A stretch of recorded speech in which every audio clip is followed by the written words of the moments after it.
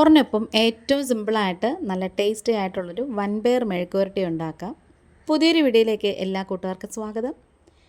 അപ്പോൾ ഇത് ഞാനിവിടെ ഇന്നലെ തന്നെ വൻപയർ കുതിർക്കാനായിട്ട് വെച്ചിട്ടുണ്ട്. ഇതിപ്പോൾ വളരെ കുറച്ചായതുകൊണ്ട് ഡയറക്റ്റായിട്ട് കുക്കറിലിടുവാണേ. കുറച്ച് കൂടുതലുണ്ടെങ്കിൽ നമുക്ക് അതിനകത്ത് വേറൊരു പാത്രമൊക്കെ വെച്ചിട്ട് നമുക്ക് വേവിച്ചൊക്കെ എടുക്കാം.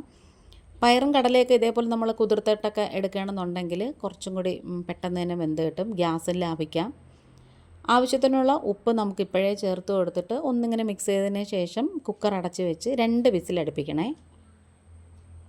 2 വിസിലാകുമ്പോൾ തന്നെ ഇത് പെട്ടെന്ന് തന്നെ വെന്ത് കിട്ടും, കാരണം നമ്മൾ കുതിർത്തതായണ്ടേ.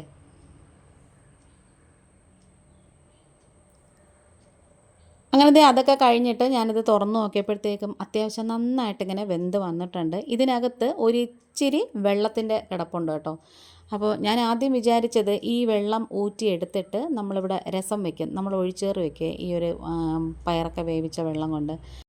നമുക്കിത് ഒന്ന് കൈകൊണ്ട് എടുത്ത് നോക്കുമ്പോൾ തന്നെ അറിയാം നന്നായിട്ട് ഇങ്ങനെ വെന്ത് വന്നിട്ടുണ്ട് കേട്ടോ. നല്ല മഷി പോലെ, നല്ല വെണ്ണ പോലെ വെന്ത് വന്നിട്ടുണ്ട്. നല്ലോണം വേവിച്ചെടുത്തില്ല എന്നുണ്ടെങ്കിൽ പിന്നെ അത് കല്ല് പോലെ ഇരിക്കും തണുത്ത് കഴിയുമ്പോഴേ. അപ്പോൾ ഞാനിത് രസം വയ്ക്കാമെന്ന് വിചാരിച്ചൊരു പാത്രത്തിൽ ഒഴിച്ച് നോക്കിയപ്പോൾ ഉണ്ട് സംഭവം ഇച്ചിരിയേ ഉള്ളൂ കേട്ടോ, അത് തികയത്തില്ല. അപ്പോൾ അത് കുറച്ച് കൂടുതൽ വെള്ളം വെച്ചിട്ട് ഇനി വേറൊരു ദിവസം നിങ്ങൾക്ക് വീഡിയോ കാണിക്കാം. അപ്പോൾ ആ ഒരു വെള്ളം വറ്റിക്കാനായിട്ട് അപ്പുറത്തെ ഗ്യാസ് സ്റ്റവിലേക്ക് മാറ്റിയതിന് ശേഷം ഞാൻ ഈ ഒരു അടുപ്പിലേക്ക് ചീനിച്ചട്ടി വെച്ച് കൊടുത്തിട്ട് അതിലേക്ക് ഒരു 3/4 ടേബിൾ സ്പൂണോളം വെളിച്ചെണ്ണ ഒഴിച്ചു കൊടുക്കാം. 2 മീഡിയം വലിപ്പത്തിലുള്ള സവോളയും പിന്നെ കുറച്ച് തേങ്ങാക്കൊത്തും 2 പച്ചമുളകും നീളത്തിലരിഞ്ഞതും കൂടി എടുത്തിട്ടുണ്ട്. അത് ഇതിലേക്ക് അങ്ങ് ഇട്ട് കൊടുക്കാം. പിന്നെ ഈ ഒരു മെഴുക്ക് പുരട്ടിക്ക് കടുകൊന്നും പൊട്ടിക്കണമെന്നില്ല, കടുകും വറ്റൽമുളകും ഒന്നും പൊട്ടിക്കണമെന്നില്ല, അല്ലാതെ ചെയ്താലാണ് നല്ല ടേസ്റ്റ്. പിന്നെ വേണമെന്ന് ആഗ്രഹമുള്ളവർക്ക് അങ്ങനെ ചെയ്യാം, കുഴപ്പമൊന്നുമില്ല. അതുപോലെ തന്നെ നമ്മളിതിന് സവാള ഭയങ്കരമായിട്ട് നേരിയതായിട്ടൊന്നും അരിയേണ്ട, ഒരിച്ചിരി തിക്കായിട്ട് അരിഞ്ഞാലും മതിയേ.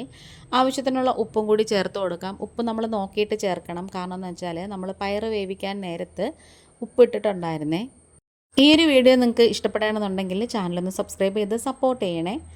ആ ഒരു സമയം കൊണ്ട് അപ്പുറത്തെ ഗ്യാസിൽ വെച്ചിട്ടുണ്ടായിരുന്ന ആ ഒരു പയറിൽ വെള്ളമൊക്കെ അത്യാവശ്യം നന്നായിട്ട് ഇങ്ങനെ വറ്റി വന്നിട്ടുണ്ട്. ഇനി ഒരു ഇച്ചിരിയും കൂടെ ഉള്ളൂ, അതും കൂടെ നമുക്കിങ്ങ് വറ്റിച്ചെടുക്കാം.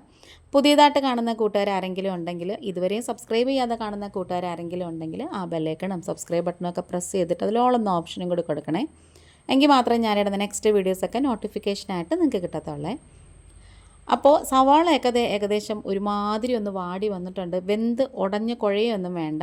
ഇതിലേക്ക് 1/4 ടീസ്പൂൺ മഞ്ഞൾപ്പൊടിയും ഒരു 1/4 ടീസ്പൂണോളം നല്ല എരിവുള്ള മുളക് പൊടിയും ചേർത്ത് കൊടുക്കുകയാണ്. പിരിയൻ മുളകിൻ്റെ അല്ല, പാണ്ടി മുളകാണ്, നമ്മൾ കൊല്ലമുളക് എന്നൊക്കെ പറയത്തില്ലേ. ഞാനിവിടെ 2ഉം സെപ്പറേറ്റ് ആയിട്ടാണ് കേട്ടോ പൊടിച്ച് വെച്ചേക്കുന്നത്. ഇനി ആ പൊടികളുടെയൊക്കെ പച്ച കുത്തൽ മാറിയതിന് ശേഷം നമുക്ക് ആ വേവിച്ച് വെള്ളം വറ്റിക്കാനായിട്ട് വെച്ചിട്ടുണ്ടായിരുന്ന പയറ് മൊത്തം ഇതിലേക്ക് അങ്ങ് ചേർത്ത് കൊടുക്കാം. ഈ പയറൊക്കെ വേവിച്ചിട്ട് ആ വെള്ളം ഊറ്റി കളയൊന്നും വേണ്ട. അത്യാവശ്യം കുറച്ച് വെള്ളം ഉണ്ടെന്ന് തോന്നുന്നെങ്കിൽ ഇതേപോലെ അങ്ങ് വറ്റിച്ചെടുത്താൽ മതി. ഇത് നമ്മൾ ഊറ്റി കളയണമെങ്കിൽ ഇതിലെ ഗുണമെല്ലാം പോകും. പിന്നെ തീരെ നിവൃത്തിയില്ല, വെള്ളം ഒത്തിരി കൂടുതലാണ്, നമുക്ക് പയറും വെന്ത് പോയി എന്നുള്ളൊരു സിറ്റുവേഷൻ വരികയാണെന്നുണ്ടെങ്കിൽ ആ വെള്ളം നമ്മൾ എടുത്ത് വെച്ചിട്ട് ചപ്പാത്തിക്ക് മാവ് കുഴയ്ക്കുമ്പോൾ, ഗോതമ്പ് ദോശയ്ക്ക് മാവ് കുഴയ്ക്കുമ്പോഴൊക്കെ ചേർക്കാമേ. ലാസ്റ്റ് കുറച്ച് നല്ല ഫ്രഷ് ആയിട്ടുള്ള കറിവേപ്പിലയും കൂടി നന്നായിട്ട് കൈകൊണ്ട് തിരുമിയിട്ട് ചേർത്ത് കൊടുക്കണം. അപ്പോൾ ഇതേപോലെ കറിവേപ്പില നമ്മൾ തിരുമ്മി ചേർക്കുമ്പോഴാണ് അതിനൊരു ഫ്രഷ് ആയിട്ടുള്ളൊരു മണമൊക്കെ നമുക്ക് കിട്ടുന്നത്. ഇപ്പോൾ നല്ലൊരു മണവും നല്ലൊരു ഫ്ലേവറും ഒക്കെ വരുന്നത്. ഇനി ഇത് തട്ടിപ്പൊത്തി ഒതുക്കിയതിന് ശേഷം ഒരു കുഞ്ഞ് തട്ടോ എന്തെങ്കിലും കൊണ്ട് ഇതേപോലെ ഒന്ന് കമിഴ്ത്തി അടച്ച് വെക്കണം. ബാക്കി എന്തെങ്കിലും വേവാനുണ്ടെങ്കിൽ ഈ ആവിയിലിരുന്ന് അങ്ങ് വെന്ത് കിട്ടും. അതുകൊണ്ടാണ് നമ്മൾ തോരനും മെഴുക്ക് പുരട്ടിയൊക്കെ വെച്ച് കഴിയുമ്പോൾ ചറപറാന്നിടാതെ ഒതുക്കി കൂട്ടി വെക്കണമെന്നൊക്കെ പണ്ടുള്ളവരെ പറഞ്ഞു തരുന്നത് കേട്ടോ. അതൊക്കെ കഴിഞ്ഞിട്ട് ഒരു 3-4 മിനിറ്റ് കഴിഞ്ഞതിന് ശേഷം നമ്മളിത് തുറന്നിട്ട് ഒന്നും കൂടി ഇങ്ങനെ ഇളക്കിയെടുത്തിട്ട് വേറൊരു പാത്രത്തിലേക്ക്, നല്ല ക്ലീൻ ആയിട്ടുള്ള വേറൊരു പാത്രത്തിലേക്ക് വാങ്ങി വയ്ക്കാമേ. നമ്മളിതേപോലെ പകർന്ന് വെക്കണമെന്നുണ്ടെങ്കിൽ ആ പാത്രത്തിലൊന്നും ഒട്ടും തന്നെ വെള്ളപ്പറ്റോ വെള്ള നനവോ ഒന്നും പാടില്ല, എങ്കിൽ പെട്ടെന്ന് ചീത്തയായി പോവേ.